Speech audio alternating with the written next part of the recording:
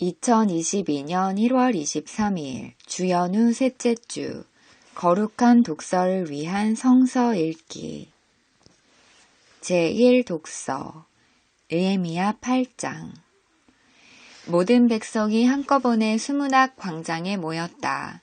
그들은 학자 에스라에게 주님께서 이스라엘에게 명하신 모세의 율법책을 가지고 오라고 청하였다.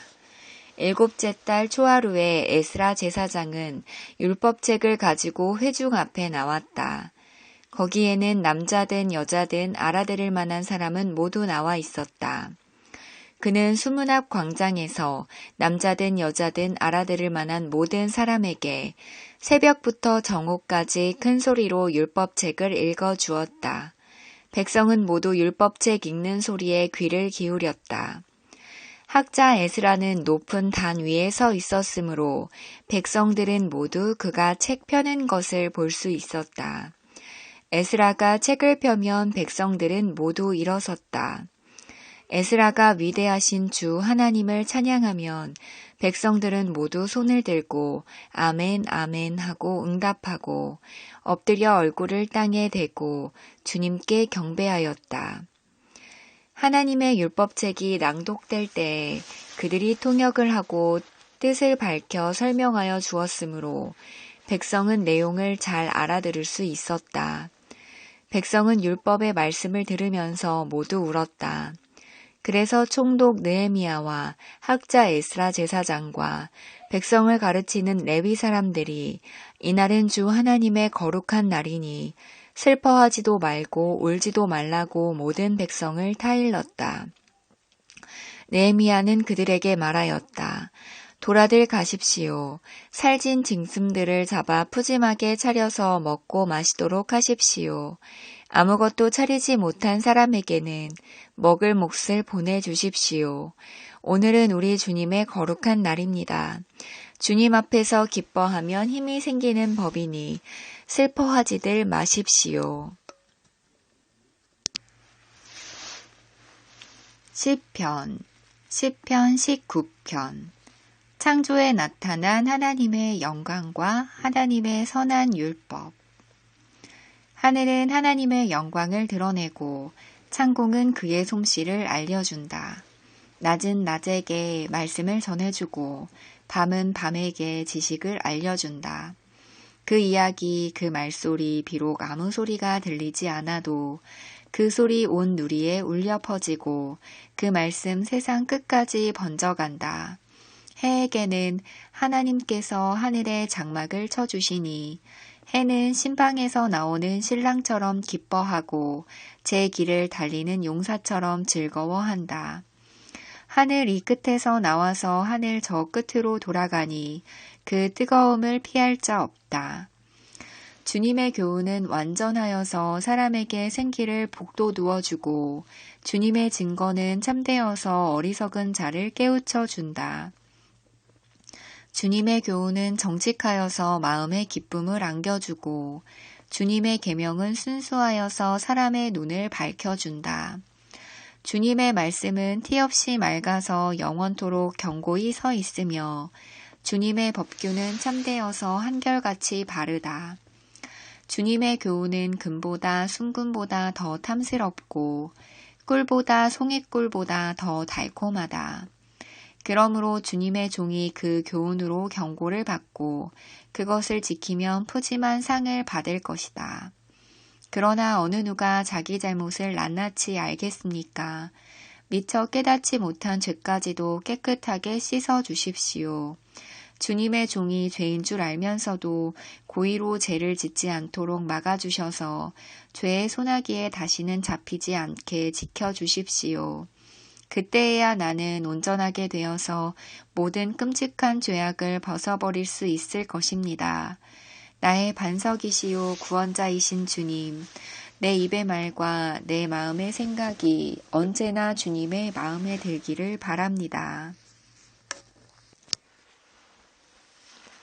제2독서 고린도전서 12장 하나의 몸과 많은 지체들.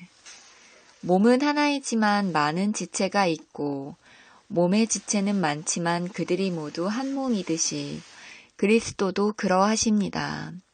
우리는 유대 사람이든지 그리스 사람이든지 종이든지 자유인이든지 모두 한 성령으로 세례를 받아서 한 몸이 되었고 또 모두 한 성령을 마시게 되었습니다.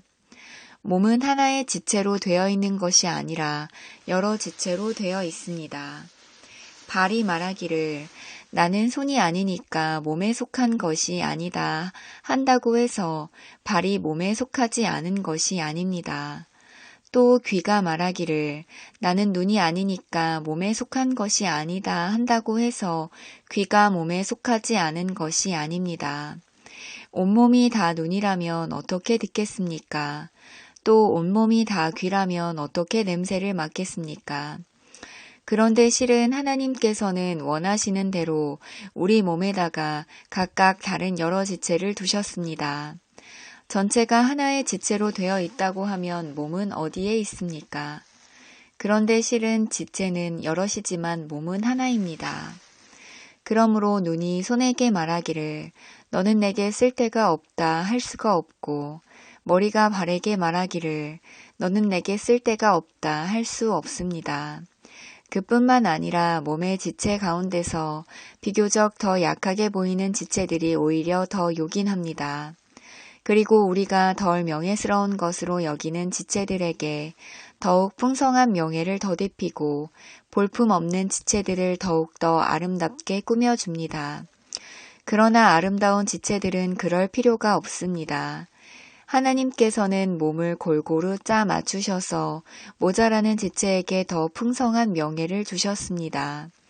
그래서 몸에 분열이 생기지 않게 하시고 지체들이 서로 같이 걱정하게 하셨습니다. 한 지체가 고통을 당하면 모든 지체가 함께 고통을 당합니다.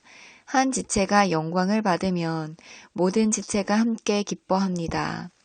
여러분은 그리스도의 몸이요 따로따로는 지체들입니다. 하나님께서 교회 안에 몇몇 일꾼을 세우셨습니다.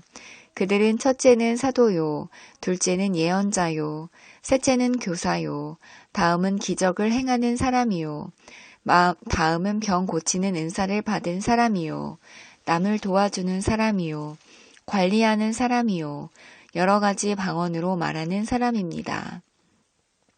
그러니 모두가 사도이겠습니까? 모두가 예언자이겠습니까? 모두가 교사이겠습니까? 모두가 기적을 행하는 사람이겠습니까? 모두가 병 고치는 은사를 받은 사람이겠습니까? 모두가 방언으로 말하는 사람이겠습니까? 모두가 통역하는 사람이겠습니까? 그러나 여러분은 더 큰 은사를 열심히 구하십시오. 복음서 누가복음 4장 갈릴리에서 활동하시다. 예수께서 성령의 능력을 입고 갈릴리로 돌아오셨다. 예수의 소문이 사방의 온 지역에 두루 퍼졌다. 그는 유대 사람의 여러 회당에서 가르치셨으며 모든 사람에게서 영광을 받으셨다. 나사렛에서 배척을 받으시다. 예수께서는 자기가 자라나신 나사렛에 오셔서 늘 하시던 대로 안식일에 회당에 들어가셨다.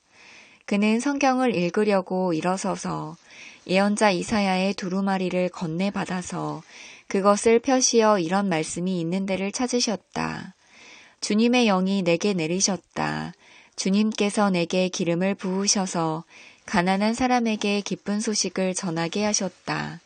주님께서 나를 보내셔서 포로된 사람들에게 해방을 선포하고 눈먼 사람들에게 눈뜸을 선포하고 억눌린 사람들을 풀어주고 주님의 은혜의 해를 선포하게 하셨다. 예수께서 두루마리를 말아서 시중드는 사람에게 되돌려 주시고 앉으셨다. 회당에 있는 모든 사람의 눈은 예수께로 쏠렸다. 예수께서 그들에게 말씀하셨다. 이 성경 말씀이 너희가 듣는 가운데서 오늘 이루어졌다. 아멘.